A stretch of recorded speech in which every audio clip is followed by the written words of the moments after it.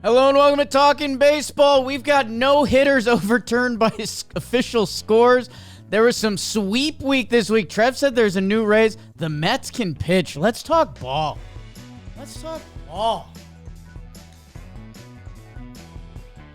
Ben Lively. I was going to do Ben Lively. No! Come on, man. Touch. Hello and welcome to Talking Baseball, presented to you by SeatGeek, code Talkin 2025. I am Jake Storielli. That is Trevor Plouffe. Rob Scirocco is here, and we are diving through what happened in the baseball series this weekend. It was a juicy one. There's a ton to chew through today. I feel like a lot of offenses kicked into gears, a lot of big boy outings. And speaking of, a shout-out to Blaine Brunson and James Hughes, Phillies fan, for subscribing to the JM Substack website. Go to johnboymedia.com for more exclusive John Boy Media content. Trevor Plouffe, back home in Kalanasty. How are you? A lot of things running through my mind. Ben Lively being one of them. What's Substack? That's the other thing. And then I do want to address these headphones. You know, I was going no headphones for a while. And then today you guys said, put some headphones on. So I got these big guys on. Hopefully it'll improve everything. I'm so happy to be back home, Jake. And I feel like we were blessed this weekend. So much happened. I don't know what was going on. I want to say this. Somebody looked this up. Was this the most runs ever scored in a 3-game weekend? Like, it was insane. Huge innings. 24 spot put up by the Reds. I don't know, Pop. A lot to talk about. Yeah, that Red series was on one of the side screens yesterday, and that was fun / tough to watch, depending what side of it you're on. And then meanwhile, Dodgers with a couple shutouts with the Rangers. They've got a case of the can't hits, but also the Dodgers do that. There's a ton of ball to chew through. Trev, the Substack is our website, johnboymedia.com. So need you to lock in on that one. Why don't you just call it a website? Need you to learn that one. Big time. Isn't it just a website? I don't understand. Let's do the American League. The American League, this is as packed as we've seen it. So, again, if you're new to the program, hello and welcome. We're going to chew through the AL, the NL, a little informative on the front half, some deeper dives, and some more player individual action on the back half. And it's all brought to you by SeatGeek. The MLB season is here, and with SeatGeek being MLB's official ticket marketplace, your tickets are fully guaranteed and instantly fulfilled in your account after purchase. Okay, sure, you're buying tickets to something. Going to the game. The weather's getting a little better in the Northeast. We got a glimpse this weekend. How about you save 10% with Talkin 2025? With over 28 million downloads, SeatGeek, the #1 rated ticketing app. Go to a game. Maybe go to an NBA or NHL playoff if your team has an off night. I've got no qualms with that. It's good action, and more importantly, SeatGeek has whatever you are looking for. So, code Talkin 2025, 10% off your next set of tickets at SeatGeek. If you don't have some buying right now, you can put it in the app. Use it in a little bit. Talkin 2025. Save yourself some quiche with SeatGeek. Let's do some AL. And we're heading to George M. Steinbrenner Field, which, of course, is where the Tampa Bay Rays play their home games. And they played the New York Yankees, who took 3 out of 4, almost 4 out of 4. Devin Williams, 4 runs in the ninth. He's been a fun topic in Yankee land. Otherwise, the Yankees outplayed the Rays with small ball and speed. Dominguez, Jazz Chisholm, also with big boppers. Ben Rice. That Judge guy is still really good. Trent Grisham is playing out of his dome. And Aaron Judge. Hey, Jonathan Aranda, really good. Yankees take 3 out of 4. The Dodgers take 2 out of 3. They shut him out in that first game. Yamamoto in this Dodgers pen is so good. They weren't good enough to stop Adolis Garcia, who gave them the walk-off in that second game, but they lose 1-0, a controversial call to end it. Wyatt Langford on second base. Review tough. The Astros, they take 2 out of 3 from the Padres. Hey, somebody beat the Padres, and it was the Houston Astros. And where were you for the Cam Smith 2-homer breakout game? I watched it. I bet on San Diego. That was a mistake. Fernando prevents the sweep in that final game as he goes big fly in the 7th. Padres salvage the set. Good one for Houston, though. Tigers take 3 out of 4 from the Royals. It was almost 4 out of 4 as well. The Royals get it done in extras in that last game. The Royals still have a bad case of the can't hits, and I don't know how much of that is also Royals pitching that's been good, or how about Spencer Torkelson? Is it actually happening? It's been happening for about a month now. He looks fantastic. Thomas Nido with a big game, sure. Mariners take 2 out of 3 from the Blue Jays. This is one of the most fun series that was out there, Trev. The Blue Jays, they won Game 1 3-1, a pitching duel. Brian Wu and Bowden Francis, sure. But then the Mariners busted out the big stick. They got rowdy with Big Rowdy Tellez, a little homecoming. Grand slam in extras. And then the two-run homer to seal it in that final game. We got benches clearing. Barrios and Cal Raleigh, your home run leader. Barrios, I don't think you want that smoke from the big dumper. Reds, they take 2 out of 3 from the Baltimore Orioles. Hey, Reds and Orioles, you scored some runs. The Orioles, they took down Hunter Green in that second game, and it's like, okay, is this what it's going to be? Oh, no, 24-2. Yikes. Charlie Morton is getting beat like he stole something. Reds take 2 out of 3 to get to 500. Giants and Angels. You might hear a lot about this towards the end of the show. Halos take 2 out of 3 in dramatic fashion in that final game. Joe Adell down the line. Ron Washington freaking out. Zach Neto is back. Matt Chapman with a game-saving trip in that second game. And your final series, the Laundry Bowl, they're running it back in Boston. Boston is currently taking 2 out of 3. It's Marathon Monday, so they're going to wrap up the series today. Crochet shove. Trevor Story is balling out. There was a big Tristan Casas sac fly walk-off, and then the White Sox with a really nice win yesterday. Let's see what they do today. And that's what happened in the American League. Attaboy, Pop. You want those standings in the American League? Because I got them. Hot off the presses, the Yankees, your Yanks, go down to their spring training field. Imagine if Max Fried threw a no-hitter at a spring training field. I start to think about these things late night. They're 14-8. Toronto right behind them, 12-10. Boston, 12-11. Baltimore still climbing their way back to 500. They're 9-12. Tampa Bay, 9-13. In the Central, the league's premier division, 13-9 for the Tigers on top. Cleveland, of course Cleveland is right there. They are 12-9, a half game back.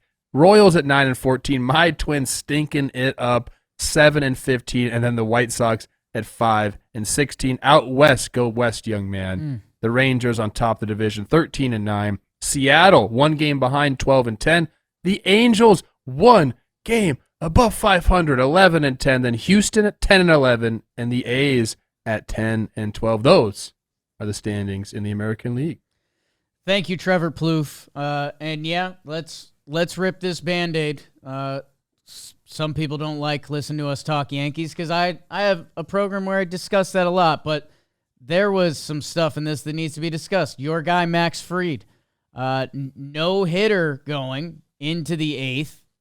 But before he takes the mound in the 8th inning, the official scorer changes it to a hit. I'll let you go. Do you think he was just like, is that an error? Like, what's going on? Like, what happened to the scoreboard right there? That was incredible. We talked about this before the show. Chandler Simpson is, by all accounts, the fastest player in baseball now. Here's the play. We're going to be showing it. Hits a ground ball. Goldie kind of zoos it over there, but the official scorer decided that Simpson was going to beat the throw no matter what. So, okay, now I'm looking at it again. At first glance, I was like, you know what? It's a really crappy way to end a no-hit bid, but I think he got the call right. Yeah, he was going to beat Max there. He was. So I think it is the right call. Although, we can go on later in the game, and Max does get over there and beats him to the bag. So there's where that kind of doubt comes into my mind a little bit. And Max actually does a really good play, or just earlier in the game. So it was earlier. So, yeah, it was a little flip it's early there. in the game. And, Trev, I just want to add, So Max Fried beats Chandler Simpson on that one. So that's the third inning. And Chandler Simpson, fastest guy in baseball. Rays called him up, top 10 prospect, looked really good, excited to see him play. He definitely came up his next at bat and was like, ooh, okay, Max Fried's an athlete. If I ground one to the right side, I'm going to have to be just a little quicker. So yes, on that second one, it looks like he has the step, but it's tough, Trev. It is really tough. It's a very difficult way to end it. And honestly, if I was the official scorer, no, you don't really. Does he deserve a hit? He's so fast. I don't know if I would have changed it. I don't think I would. I think the bigger thing is MLB needs some sort of rule because they're, again, weird circumstance. The Yankees playing at their spring training field, so there's a lot of Yankee fans. But in the bottom of the seventh inning, Max Fried has 2 outs, 2 strikes. It's a standing ovation. The place is going nuts because they think they're watching a no-hitter. People are getting alerts on their phones during Easter. Yes. No-hitter alert. And then he comes out without having thrown a pitch and the no-hitter's gone. That part of it is a little Bush League. So I guess my question to you is, would you rather have it happened after the fact? Simpson requests a review of the play after the game is over. Max throws the no-hitter and says, review this for me, and then they overturn it then? I think it just needs to be more finite and happen within an inning or something of that nature because to go back, it's pretty 2 crazy. innings later and there's the no-hitter going, I don't. It didn't feel right, and it's not a good product for fans. How about someone who interrupted their Easter to go check out the Max Fried no-hitter, and then it was gone without him throwing a pitch? They're like, wait a second, the notification's wrong. Yeah, I don't know, a weird moment from, otherwise great series for the Yankees as they go take 3 out of 4. I guess. Now that I've seen it again a couple times, and then I realize now that first one, Max beat him. He tried to tag him Max is such an athlete, bro. Yes. No other pitcher really gets over there. It's very difficult for a lefty to get over to the base. He's turning around. All these things are going into it. Now my mind is made up. That should not have been overturned. Even though I do think he would have been safe, you can't overturn it, Pop. In a vacuum, if you just saw that play, not knowing no hitter or anything, you'd say, okay, Chandler Simpson's super fast. It looks like he's got the step. It's probably a hit. I think 70-30, it's a hit. But knowing it's a no-hitter and knowing Max Fried beat him on the other play, and again, this guy's a Gold Glover, to just assume it's a hit. And the official scorer had a quote that was it was beyond a doubt. And it's well, you doubted it at first, and then it took you 2 innings to change it. Can't be beyond a doubt, and then you already made up your mind up the other way. That doesn't make any sense. Rays fans, and every fan, you guys know your team better than us, so let me know what we're missing. Tough weekend and tough product for the Rays. I hope Simpson and Aranda, and maybe there's another wave of new young Rays coming together, but it's the same thing for a couple years now. The defense is sloppy. Even the base running is reckless. One of the guys baited Aaron Judge, which it's just if you don't got the scouting report on his arm yet, I don't know what to tell you. And hey, final thoughts for my Yanks. They are first in OPS, first in home runs, second in runs scored. So the offense is still clicking, and this was the first time we really got a taste of some taking extra bases, and there's 2 ground into double plays that got beat up for scoring plays instead of out of the inning. You got runs. So excited to see the next evolution of the offense. Max Fried has bailed out the pitching because the pitching has not been great. I love that you're so excited for just fundamental baseball. It's nuts. The Yankees, I see Joe's posting all the time. Goldschmidt is incredible at first. I'm he used to be really, really good. Now he's kind of just a regular first baseman. No, Yankees. You guys are so excited. Devin Williams. Okay. He's got to fix the heater is just not working. I think that is everything. I've been going back and trying to see at first I thought that Wells was setting up in the middle of the plate. And then on the edge, and maybe that's what teams are picking up on. Then I said, okay, is the glove, he tends to, on the changeup, flip his glove up late, he's trying to feel his hands so he can get it. But in reality, all it is his fastball. Like nobody cares about his fastball right now. Yeah. So if you're hitting it, the fastball can't beat you. It's over the plate. So the changeup loses his effectiveness. Both of them have been getting shelled compared to his previous year's numbers. But it all stems from the fastball. So if you want to just relay that to him, you're welcome. Yeah, I'm a little mad at the Yankees because they didn't build up their relievers in spring training. It was a new thing they're trying this year to stretch them out further through the year. Devin Williams' worst month every year is the first month, and he's not built, and now he's being overused. So he's getting rocked around the park. So we still believe in Devin Williams, and let's get to May. But Yankee fans, you know how Yankee fans can be, and they've best record in the American League, and that Devin Williams game, and going back a couple series ago, Rodon throws his fourth best pitch curveball to Jung-Hoo Lee. Otherwise, they'd be on 7-8 game win streak, something like that. The team, when everyone thinks of the AL, you think of the Los Angeles Dodgers, but they face the Rangers, who are a team that you and I both liked coming into this season. Some competitive baseball here. The walk-off by Adolis in Game 2, and then a controversial ending to Game 3 after Tyler Mahle has another just amazing start to his season. What'd you see here, Coach? Just great baseball. First game in the series, Yamamoto goes up against DeGrom. An all-time misstep by us not picking Yamamoto in the Cy Young draft as a guy that hasn't received Cy Young votes. Really screwed that one up. Way to go. That was awesome to see both of them. Yamamoto doing his thing, and obviously everybody in baseball is rooting for DeGrom to be healthy and just kind of pitch, because when he pitches, he's electric. Adelise doing his thing, that was awesome to see. The Dodgers could have swept this series, although it was very close, and a lot of the games could have gone either way. Adelise doing that was amazing. And then I guess we got to talk about the Wyatt Langford play. I know Bobby's going to get it up for us here. Called out on the field. He's sliding into second base. And I hate if you beat the throw, you beat the throw. Like staying on the base, I get that you got to do it, and a lot of baseball purists say, we'll just stay on the base. It's just, I don't love this like ticky-tacky stuff. They end up reviewing it, and I believe call stands on the field, but if you're looking at the replay, it really seems like Miggy Rowe's glove is only on him when Wyatt Langford's foot is on the base.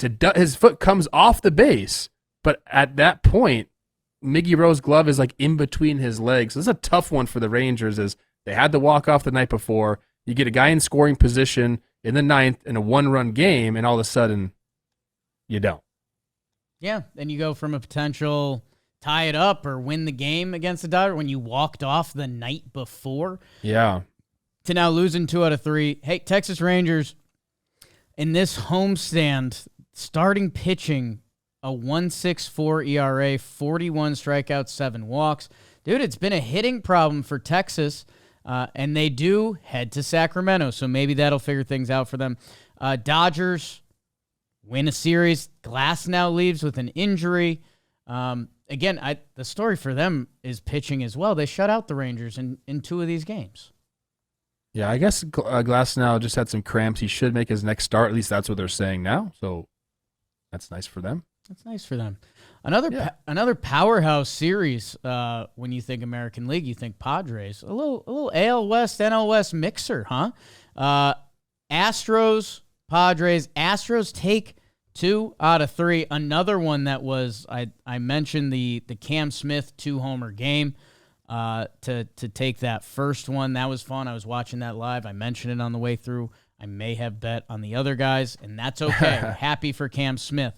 And then we get some a Christian Walker sighting, which is huge for Houston. Again, that was supposed to be one of the massive ads for them.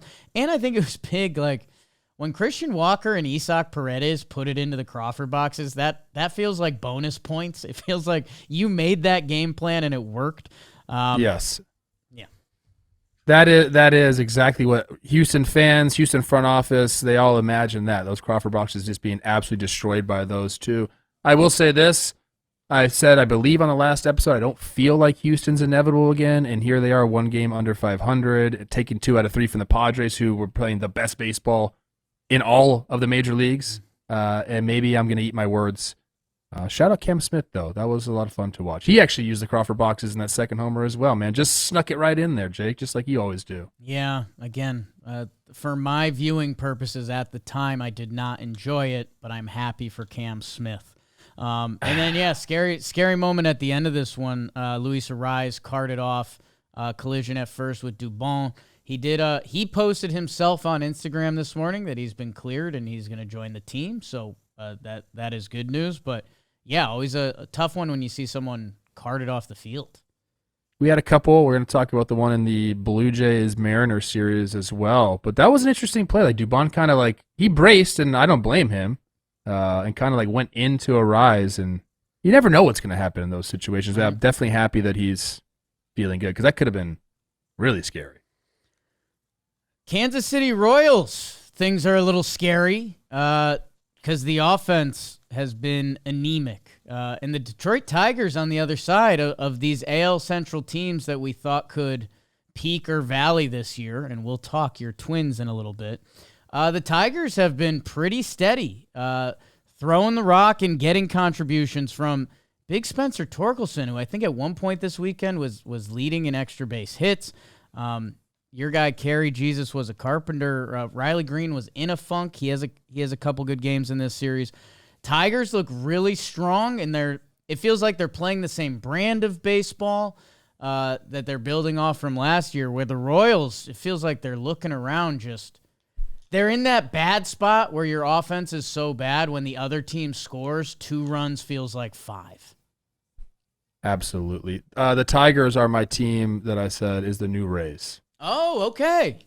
Tiger's going to Tiger, man. Okay. Like, I think it's a little different because you do have, their starting pitching's been really good. And obviously you have a guy like Skubal at the helm, but I guess you could say the same thing on the Rays. Like the Rays have guys, and then it's just the offense to me feels like that. Like different people stepping up, like Spencer Torkelson having the year that he's having, kind of like, I guess out of nowhere.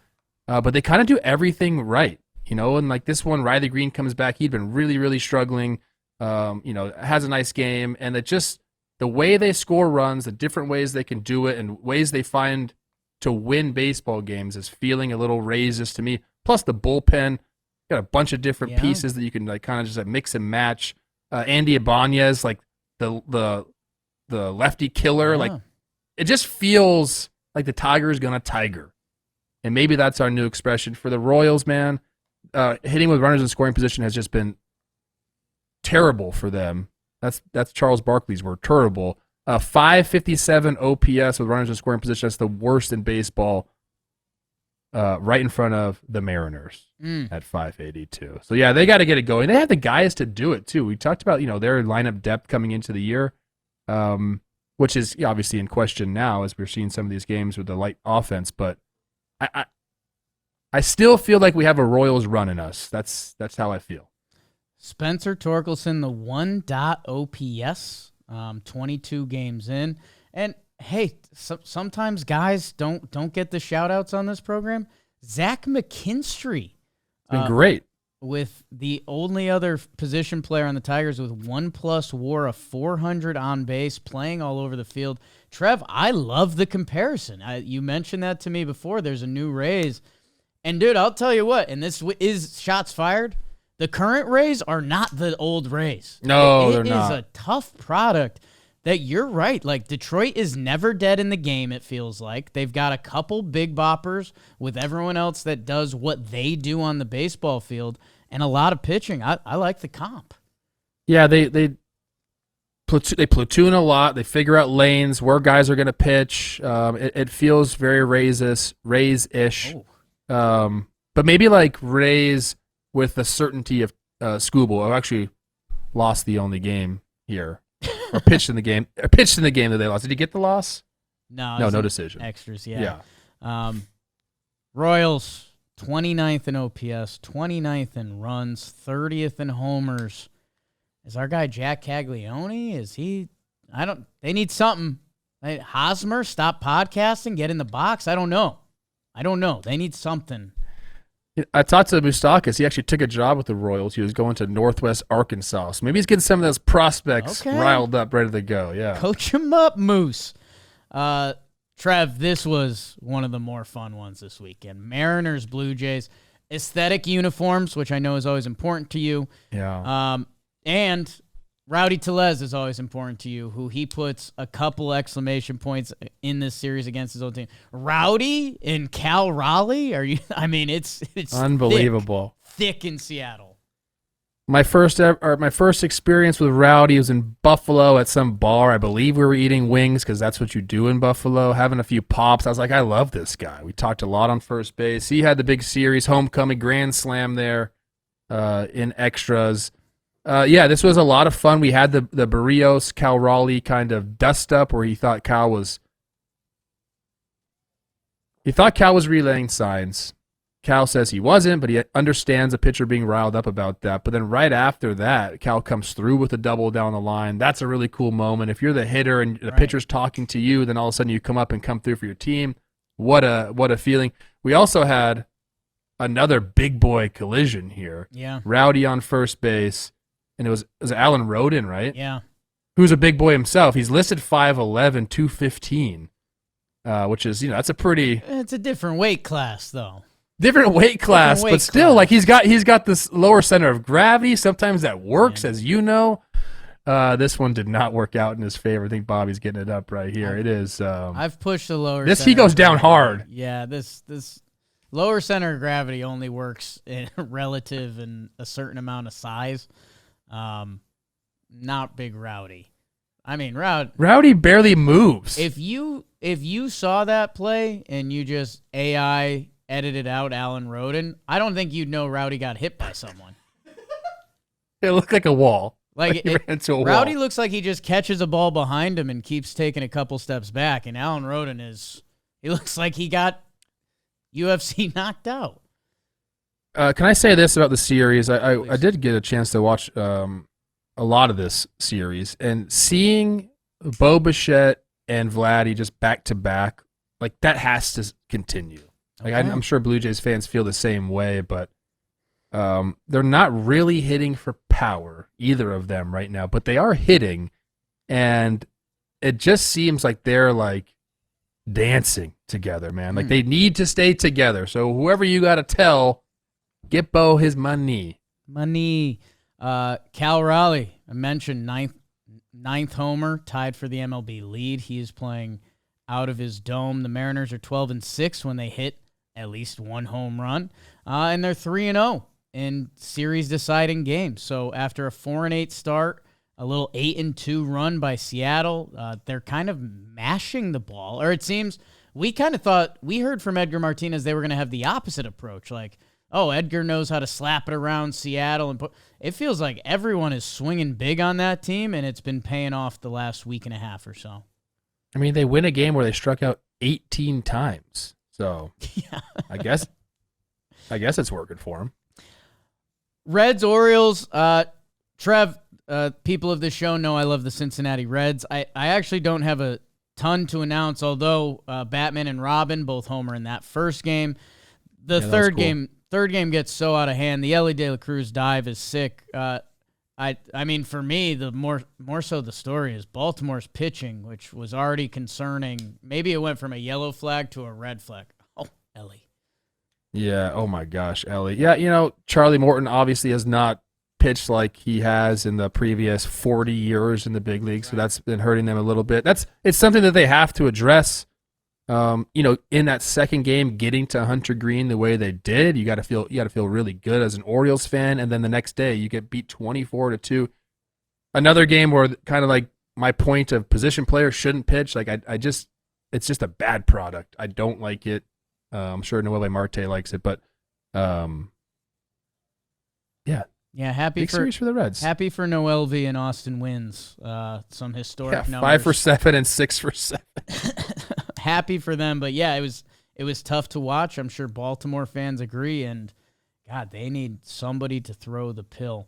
Trev, Giants Angels, we're oddly talking about a lot of this coming up, so if you want to let out some quick thoughts, I'm good for a minute.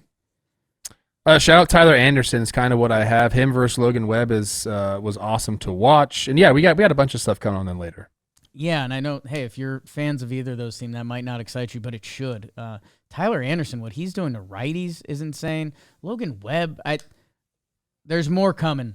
Logan Webb joined Madison Bumgarner, Tim Lincecum, and Juan Marichal, only Giants in 125 seasons, to have 4 outings with more than 10 Ks and 0 walks.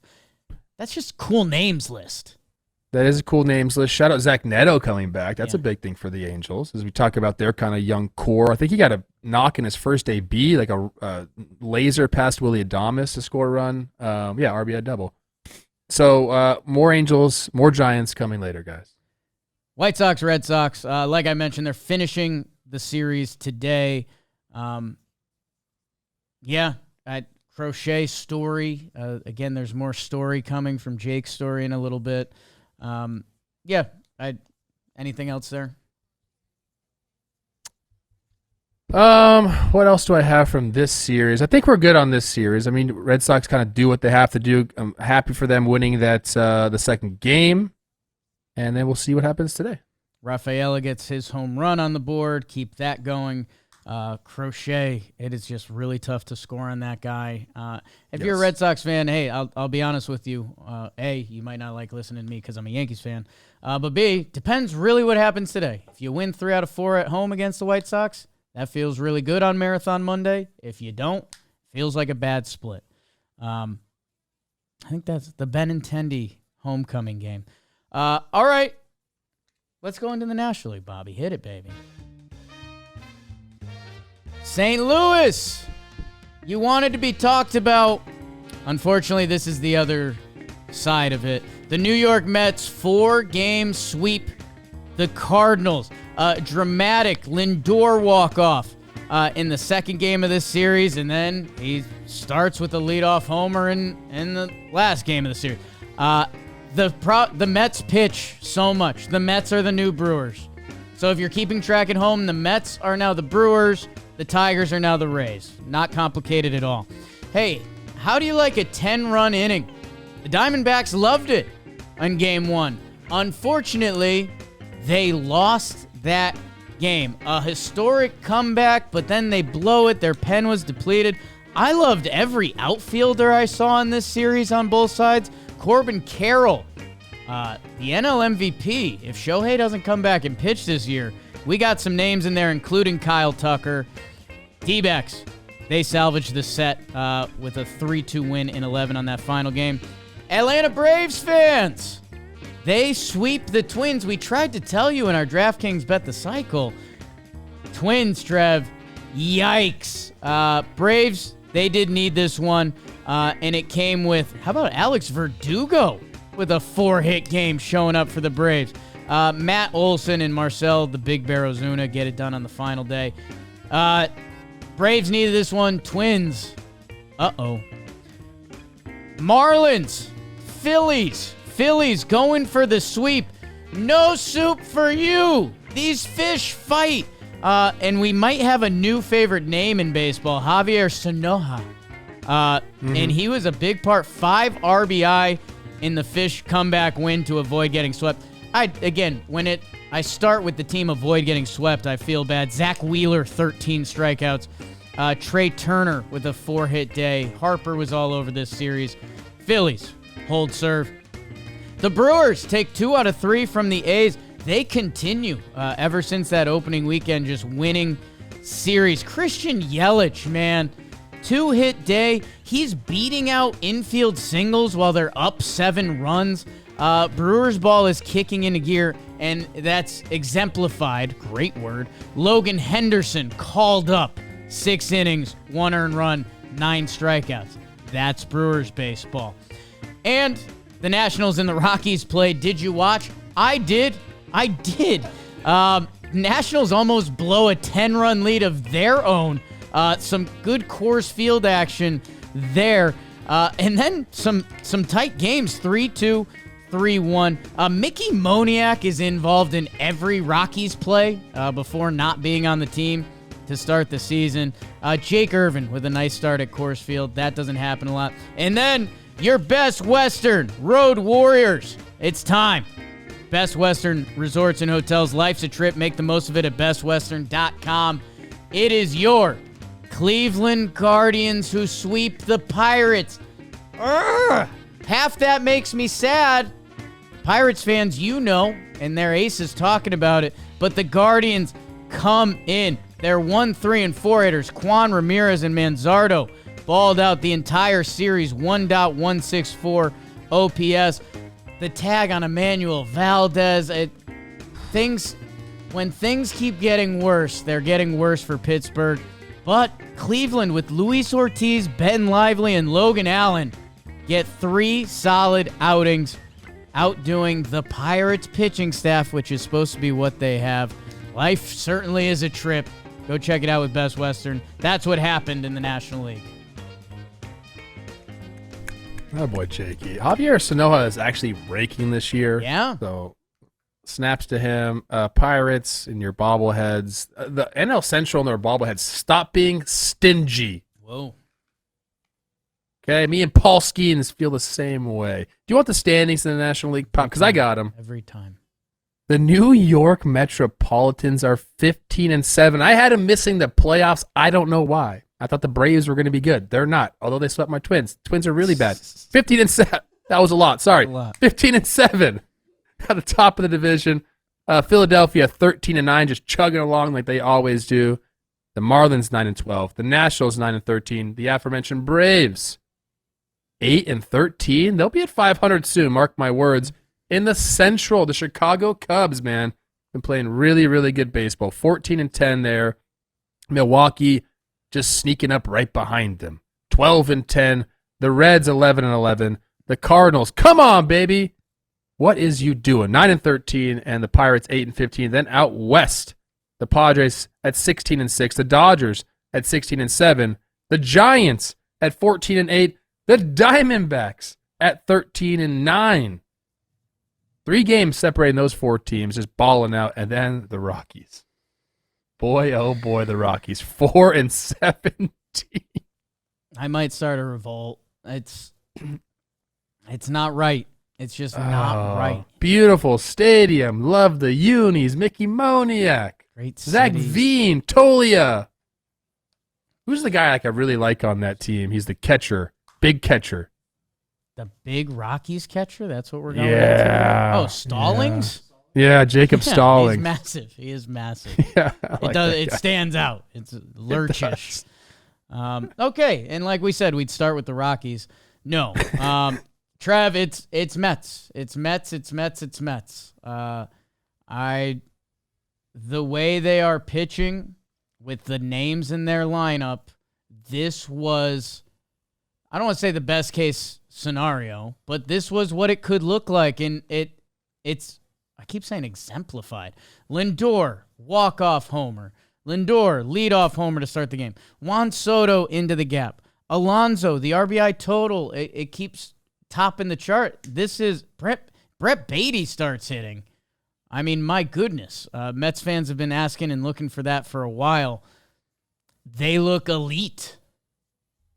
Juan Soto hasn't even really started going yet. That's the issue here. You're right. They're getting pitching from guys who we didn't really give credit to. It's the second year in a row, but they proved us wrong. And when you have a guy like Lindor is just locked in, and he's kind of struggled at the beginning of the year a little bit, but he's found it.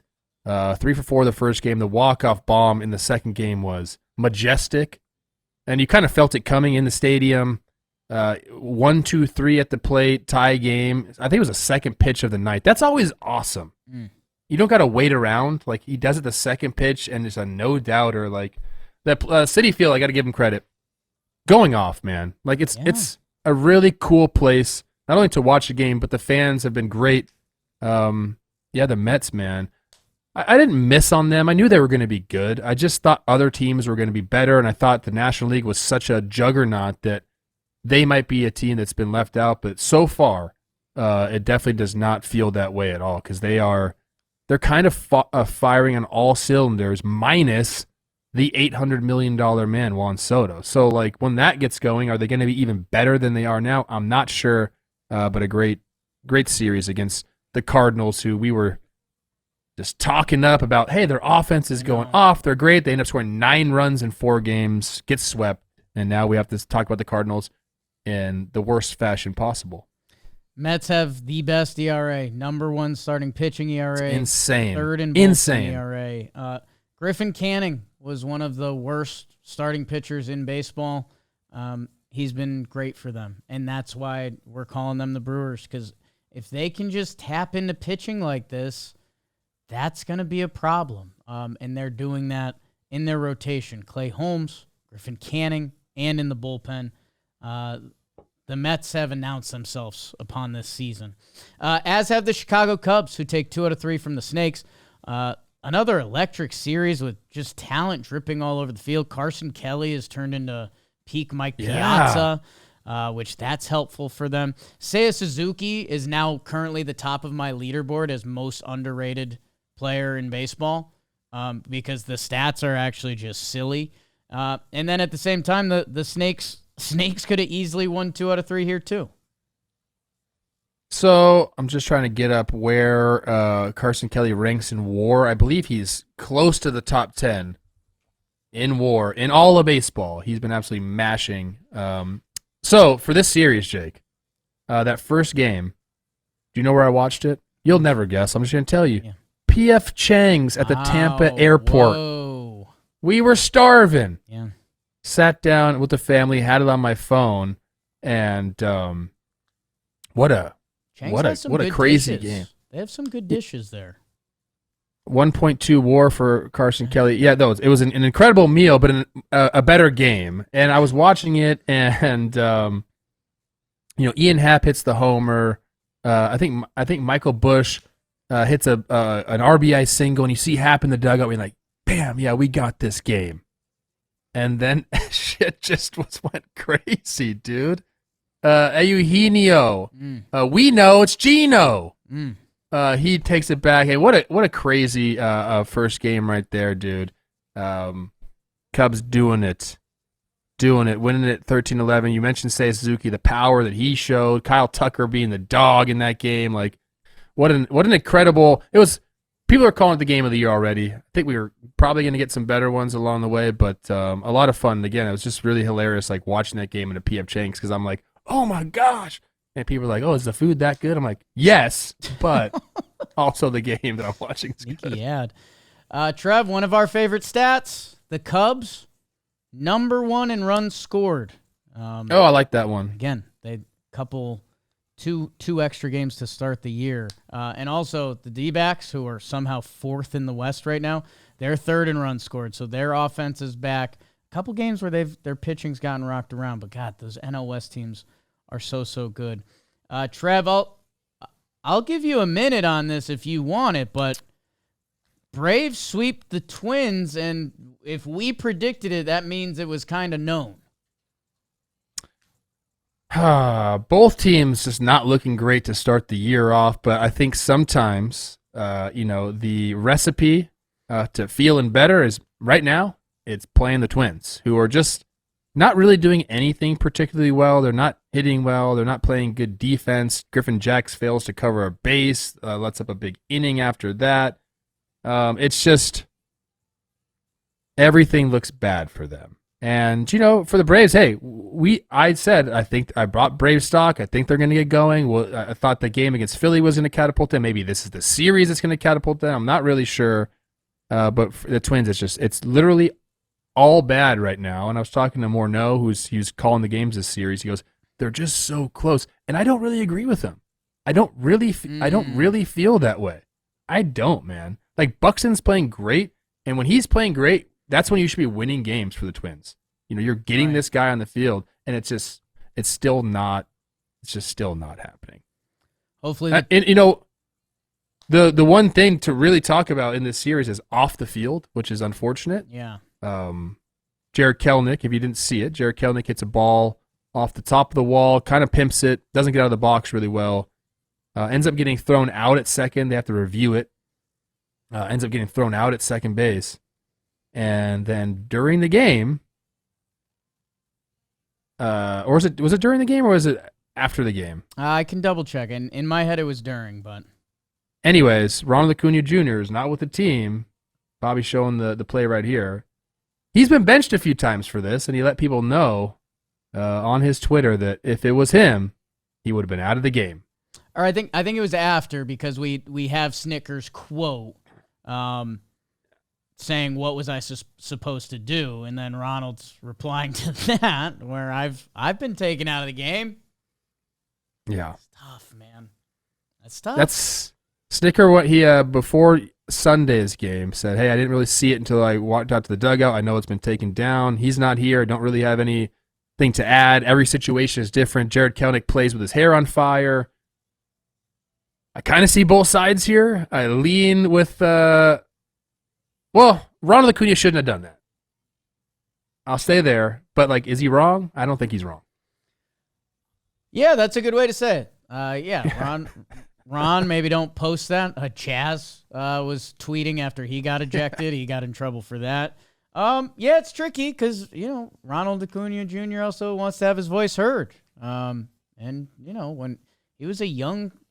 the young star, one of the young stars of the game, and Snit and that crew was tough on him that, hey, if we're going to set the standard, if the standard's the standard, I get it, man. I want to be happy either.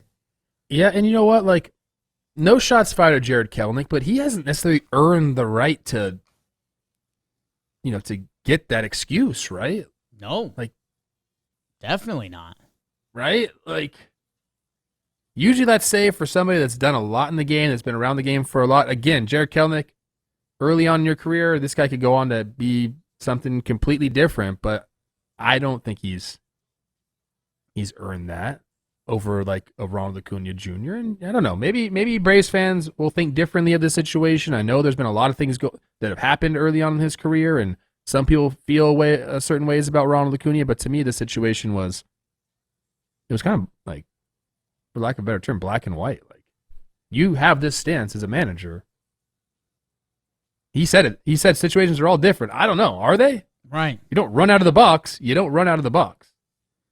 It's a very similar situation. If Matt Olson did it, I would have a different take on it, I think.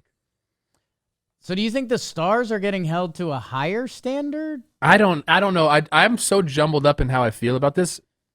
It kind of is black and white, but then there are some guys that have earned it. I don't think that Jared Kelenic has earned that gray area, in my opinion. Trev, we're coming up on our game shot clock a little bit. I mentioned the Guardians as the best Western road dogs. They deserve more love. Nats rock, sorry guys. And what the Brewers and Phillies have now done on a regular basis. Sometimes it can get boring, but the teams they did it to made it a little boring. So I'll let you run for a sec. Shout out the Brewers, who can beat you in so many different ways. I believe it was 6 stolen bases in one inning. That's insane. So they can run on you. Bryce Terang's been going off. Our guy Rhys Hoskins. Numbers are looking a lot better. You mentioned how well Yelly's playing, so Brewers are in a nice little spot right there. And then I think we'll talk a little bit more Cleveland in a second. Trev, the Brewers really opened my eyes. They've been playing great baseball and winning games. 22nd in OPS, 5th in runs, 1st in stolen bases. There's a lot of ways to score. OPS S+, right? That's what we came up with. You get on base, you steal. What's the difference between that and a double? I think they said Brewers record, 9 stolen bases yesterday. Everyone who was on. And again, Christian Yelich, our guy, so there's a slight bias, went through a serious back procedure. They're up. Got a new back. It's 7-0. It's 6-1, whatever it is. The game's under. He's beating out a grounder to short. And stuff like that matters. We're talking about accountability on the Braves. There's some accountability for these young Brewers players. Especially, you should have more legs than Yelly at this point. Most of the team does. Even William Contreras, he's not thick. He's kind of tight for a catcher. All right, not sure what that was. Yeah, what happened there? Okay. Let's go on. The second half of the show, standout performances. Standout performances. These guys stood out, and it's brought to you by Hims. Today's episode is sponsored by Hims. If ED is getting you down, you need Hims to help get your confidence and other things back up. Hims provides access to treatments that can help you stay hard and last longer so you can be ready whenever the mood strikes.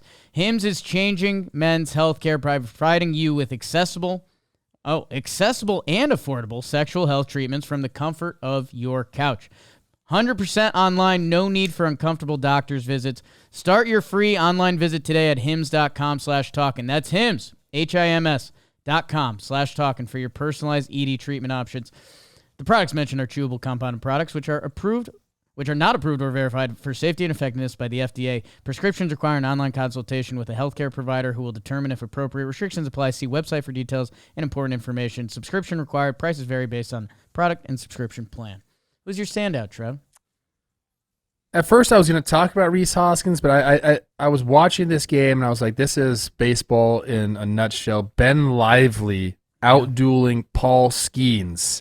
He goes 5 1/3 innings pitched, 4 hits, no runs, only 1 walk.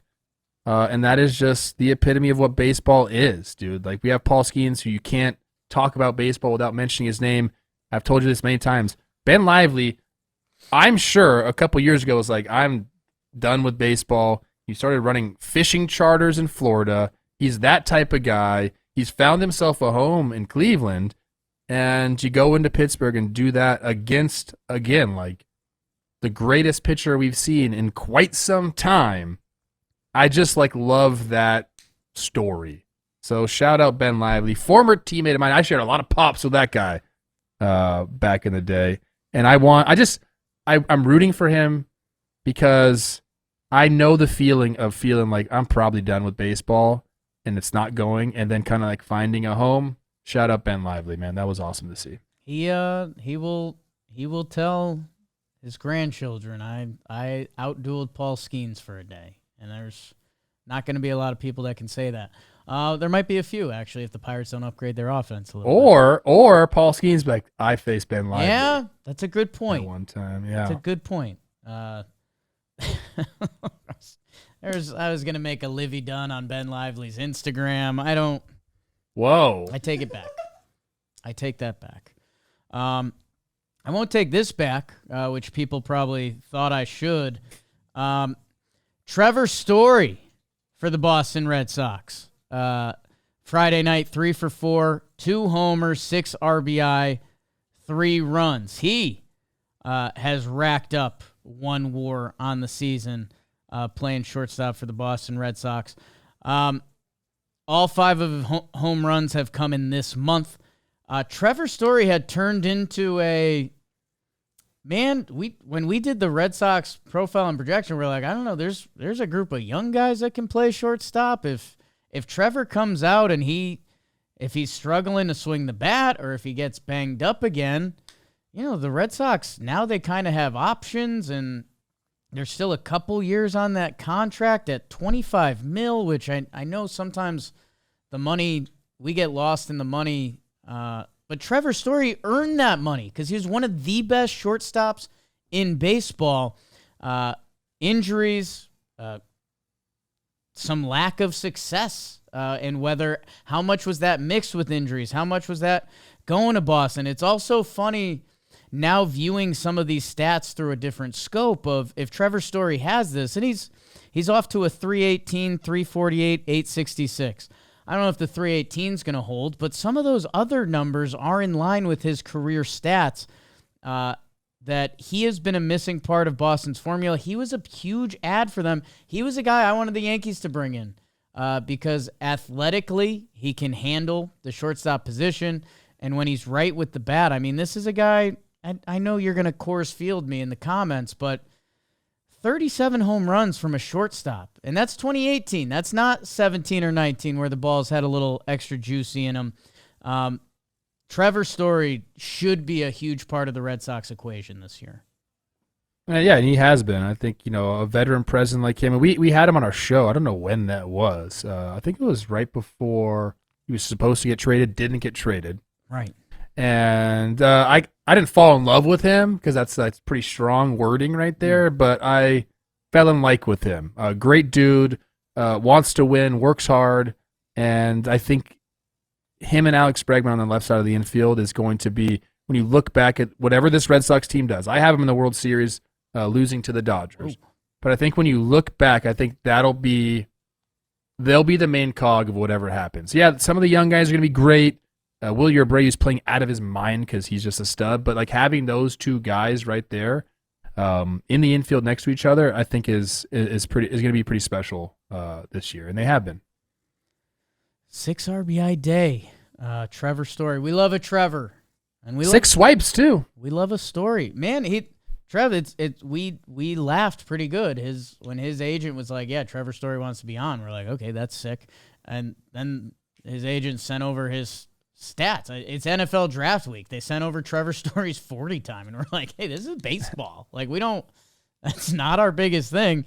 But he has that, and happy for him, man. A lot of times a guy gets injured on our team, and we're like, "Oh, this guy's injured. Is he injury prone?" Know what baseball players love doing? Playing baseball, and at a high level too. So keep finding the monster, Trev, unless the Yankees are in town. So, Trev, a lot of guys we missed, but a lot of guys we hit man. On the way. Why don't you get in Fuego for me? Dirt nasties on Fuego. That means I'm on fire, baby. Like Waco. What is Dirt Nasty up to? Yeah. Comment below what him he's on. doing. Yeah, you think he knows? No way, right? No. He probably wants some royalties. For the series, we talked about our guy, Rowdy Tellez. Only 3 hits, Jake, in this series. That's tough. Oh, they were all homers. 7 runs driven in. He homered in every single game. He's got 9 runs driven in the 7th inning or later this season. That's tied for the 3rd most in all of baseball. What about Austin Hayes? Yes. 8 for 15 for those Reds for a .533 average, a double, a homer, 2 runs driven in. This was his first series against the Orioles since he got traded to Philly last July. He has 3 homers in 6 games this season, already matches his total he had with Baltimore last season before they traded him. Dylan Cruz went off. He went 5 for 13. Kyle Manzardo went 4 for 12. I believe he had the homer against Paul Skeens as well, which is obviously Cleveland knew what they were doing when they brought him over. He looks really good. For the week, Jake Rakin Fraley, 7 for 17, 412 average, 2 homers, 7 runs driven in. Dylan Moore, how about that? Give me some more. Yeah. 10 for 26, 3 homers, 5 runs driven in. Bryce Harper, he's pretty good. 8 for 25, 3 homers, 9 runs driven in. He scored 8 runs. He also walked 7 times. He was my best friend. I don't know where our relationship lies nowadays. Matt Chapman. Actually, he was never my best friend, but I wanted him to be my best friend, and I don't think he reciprocated that feeling. 9 for 24, 2 homers, 6 runs driven in. He also had 7 walks and 2 bags. So Neil Cruz goes 7 for 25. 3 of those hits were homers, though, 6 runs driven in. He's hit a home run in 3 consecutive games. He's recorded leadoff homers in consecutive games. First 2 career games with the leadoff homer. That's nice. I feel like he probably should have had more than that. That's a stat that I would not put out there. And that, Jake, is who was in Fuego. I want to talk about a couple. Dylan Moore, since 2022, a 115 OPS plus. Okay. One of those baseball references you bring up, and you're like, wait, this guy hit mauls lefties, and when you do the whole people don't hit in Seattle, you're kind of like, okay, maybe I should look at Dylan Moore through a different lens. Harper's amazing. Phillies, I'm sorry we didn't give you proper love before, but it's all the guys we know, like Trey Turner's 4-hit day. Even the guys we do know that have been struggling, Bohm, Brandon Marsh. That I don't know. The Phillies are an interesting spot for me where it's like they almost need to add a little something to the recipe. I don't know what it is. I don't know. It's gotten a little stale. It's like fantastically stale. Like it's as cool as stale can get. But yeah, there was the Lou Bob rumors, there was Bregman rumors at third. I wonder if this deadline there's actually there's something in the recipe that feels a little different. Because in this stacked NL where the Mets are now different, where the whole NL West is different, the Phillies, it just feels like they need a little sugar or spice. That is scary. Luzardo, like went to go throw a pitch and like didn't throw the pitch, and everyone was like, "Oh no, like that something Right. just happened." But I think he just like fell or caught a spike or something. That was scary. I was watching that. Dylan Moore went to El Dorado High School. I played them in the playoffs. They were talking a lot of smack to me, Jake. Whoa. A lot of smack to me. I believe I went like 7 1/3 innings. We had to go extra innings and beat them. No big deal. Shout out El Dorado High School. Stop talking. Stop talking, El Dorado High Come School. on. Get off Actually, I of don't us. think it was El Dorado now that I think of it. I Oh, think it was God Cypress High damn School. it. What? Disregard what I said. God damn it. We're It might have been El Dorado. We're sorry to all of the Southern California high schools that tune into this program. Trev, great job. Great job. Did you give any of the pitchers who shoved? Because I know we're separating them from the hitters for now. Let's do it, baby. I love doing this. You know I love giving pitchers credit. Tyler Anderson, who we talked about, he goes 6 innings pitched, no earned runs. He's allowed an OPS of just 301 against right-handed batters this season. You mentioned that earlier. That's the best among starting pitchers in all of baseball, Jake. And I love it because he's doing it with a fastball that averages 88.7. No velo. Very nice. Crazy. Kyle Hendricks in that it's watching him pitch is crazy right now, Pop. It's crazy.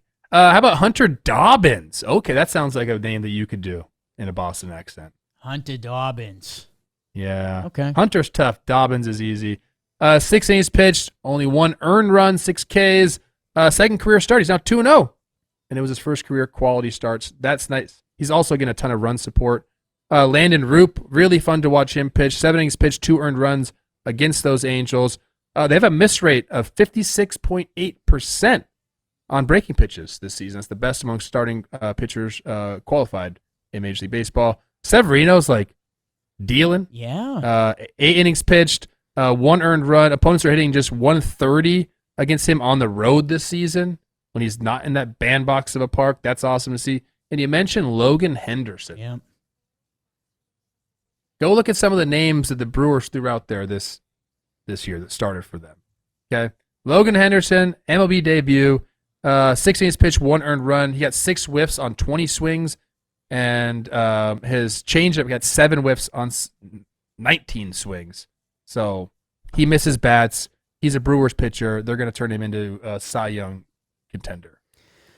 He looked the part. He looked comfortable being on a pro mound. The minor league strikeout numbers, especially of recent, are very impressive. That's why the Brewers are still the Brewers, even though the Mets are also now the Brewers.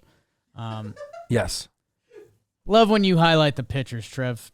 Grinding your teeth over there. Hunter Dobbins, good for you, kid. And Tyler Anderson, man, you want to talk about how different a baseball career could be? Like, what if he didn't come up as a Colorado Rocky for the first 4 years of his career? Like, how would we view Tyler Anderson, who made 2 All-Star games in his 30s, who is now he's shutting down every right-handed hitter he runs into? Just a little 84-mile-per-hour cut piece, Trev. What about Chad Patrick? What on the about Brewers? Chad Patrick? Just 2 first names doing it? It's kind of a Who did he crazy get name. traded for? Who did he get Crazy traded for? name. I'm looking this up right now. Jeez. Find that, Bobby. He's with the Diamondbacks drafted this guy. Chad Patrick's getting you all hot and bothered this morning? Yes. Yes. Crazy name, by the way. Toro! So they got him from Oakland, and Oakland got him from the Diamondbacks? Okay, whatever. Originally selected D-backs in the 4th round of 2021. Patrick was traded to Oakland this past July 31st in exchange for infielder-outfielder Jace Peterson and cash. Jace. It's always Jace Peterson. Of course he ends up on the Brewers. They all do. Next probably the Are they Mets. like, seriously, let's talk, like, Okay. we're not going to get into this because we got to get to some other stuff, but, like, the trades they have made lately have just been incredible. Well, dude, it's I don't want to say a problem because that sounds whiny because everyone's playing by the same rules, but Griffin Canning was bad. He's on the Mets now. He's good. The Brewers have done this with so many pitchers that it allows you, one of the fundamental things of baseball, pitching. Usually good pitching beats good hitting. They can find it. They can just find it, and that's a really good resource to have. Okay, speaking of the batters who are struggling, this is pretty appropriate for me to do. Go check out our warehouse games. Me and Trev just played. Batters who are struggling. Lamont Wade is getting late early for late night Lamont. 1 for 25. 0.40 batting average the past couple weeks. 158 when leading off an inning. 158 OPS. Jazz Chisholm, you haven't heard a ton about Torpedo bats, have you? Him, Belly, a couple of the other Torpedo boys haven't been killing it lately. 4 for 45 from Jazzy Fizzle. Riley Green breaks an 0-4. 6 for 47. His K percentage highest in the AL among qualified batters. Worried about that. Michael Conforto. I told everyone I was buying Conforto stock. They were comparing him to Freddie on the broadcast. 5 for 38. Hey, how are you? 0.77 on outside pitches. Third lowest in the National League. Anthony Volpe. Hello, young friend. 6 for 43. Hard hit rate of 14.3% on non-fastballs this season. Tied for lowest in the AL. And Trev, you've mentioned it a lot on recent episodes. Every major league hitter can hit fastballs. It's just if your timing is on or off. That's what it all is. I think there was a point in this Rays series where 40 out of 54 pitches to Volpe were fastballs, and he just couldn't time it up. So he ran into one at the end of the series. Yanks are about to play the Guards, but yeah, if you're the Guardians, they're going to challenge him with high fastballs, and we'll see if that timing's fixed or not. Yeah, the torpedo bat thing is very interesting. How big of a topic it was, and now nobody knows about it. Carlos Correa is using one. Nobody talks about that. I don't know. You still got to hit the ball really well. I think the consensus I've come to in my mind, this big brain over here, was there are certain guys that you can use it, and maybe you should use it for. Tyler Anderson, come with a little cut piece in on your hands. Move the barrel down a little bit. That makes sense to me, right? A guy that's going to jam you might want the barrel closer to your hands. That's where I would go with it. And then other guys, you switch it up. I'm curious because I was not a guy that changed bats ever. That different feeling. It feels different in your hands. Like going back and forth is interesting. I don't know. Yeah, I think like anything, if it makes you feel good, a guy, you're facing a pitcher that throws a lot of cutters or sliders away from you, maybe you want the meat at the end. If you're getting, I don't know. We're not scientists. We are doctors, and that's why we do our IL segment. Again, usually a bad time for me, but it's informative. Bo Brisky for those Detroit Tigers. That was kind of my White Lotus mom. Bo Brisky. Derek Hill. Popper, no. Derek Hill. Nice, Trev. Yeah, Look, yeah. Put it on the board. Richie Palacios, just came back, and he looked good. He's going back on the aisle 4 to 6 weeks.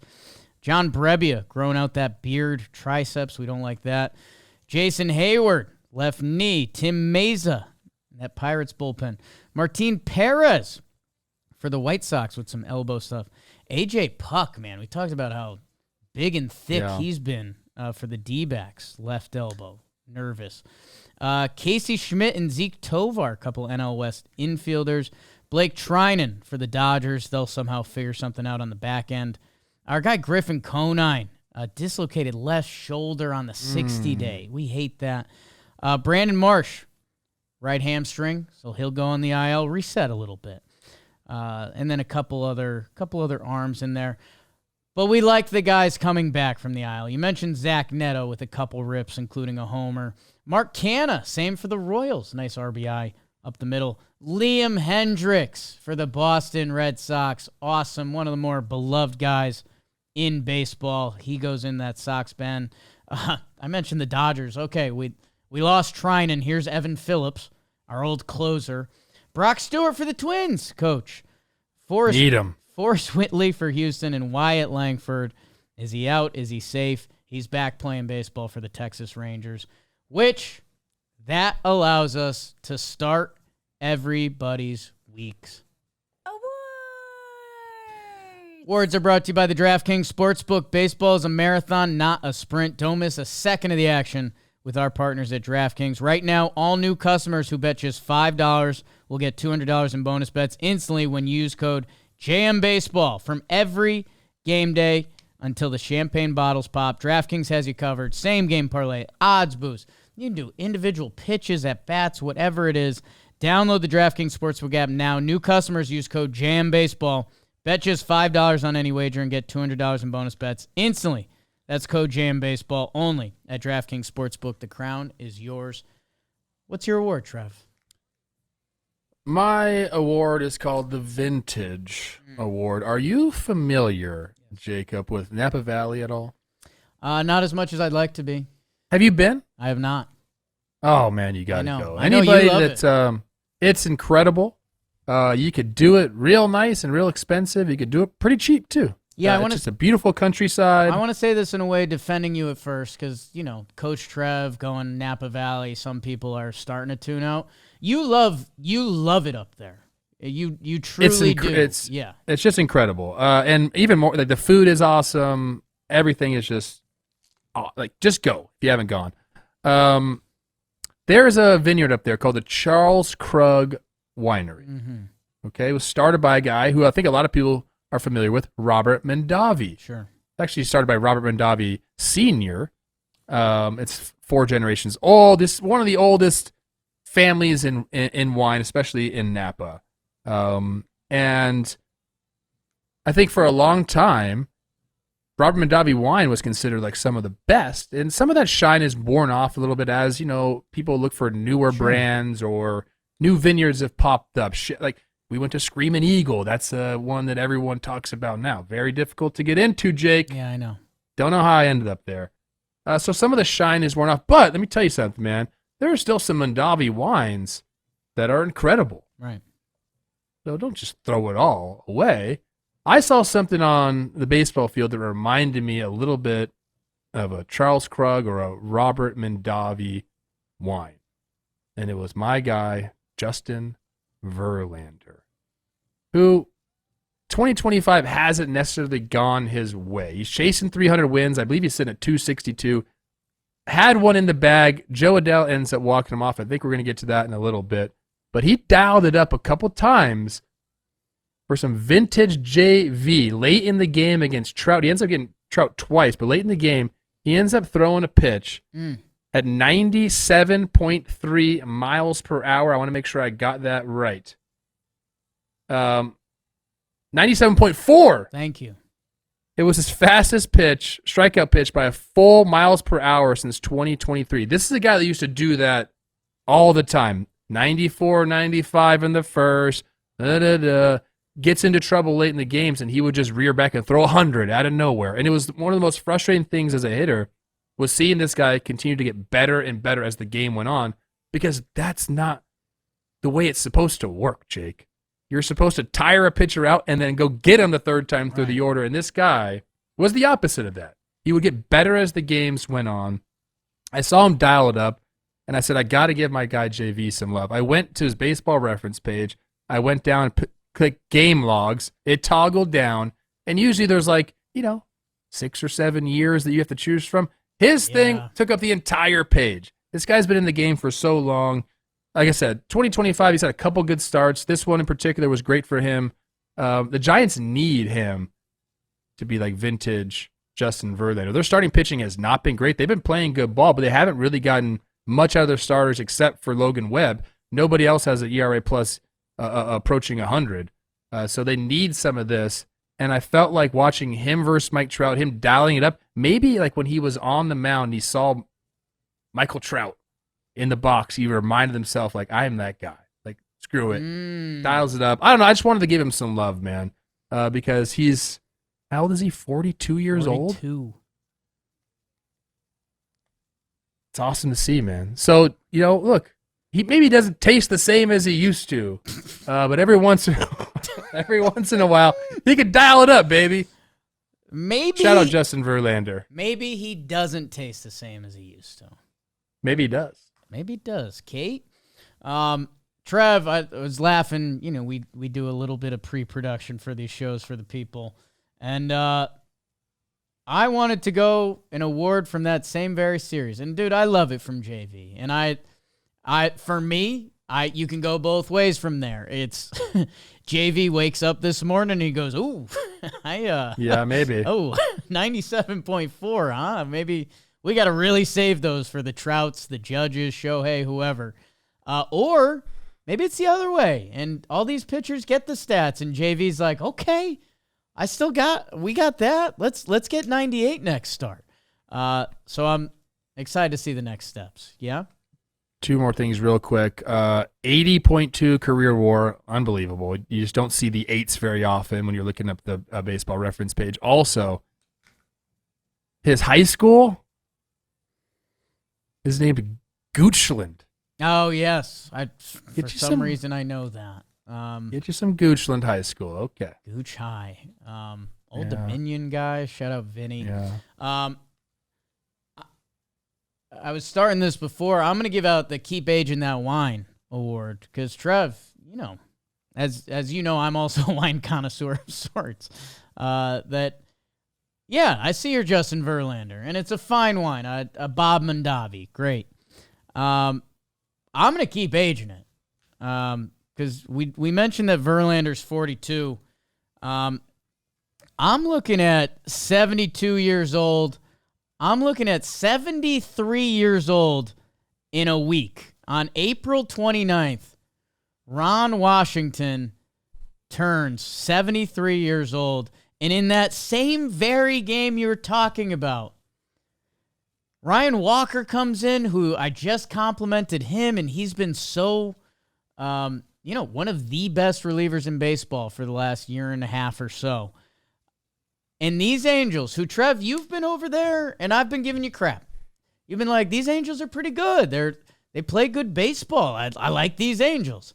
I have told you that it's become part of my baseball religion that I can't let these Angels into my heart because I just know what happens with the Angels every single time, and so do Angels fans. I saw this.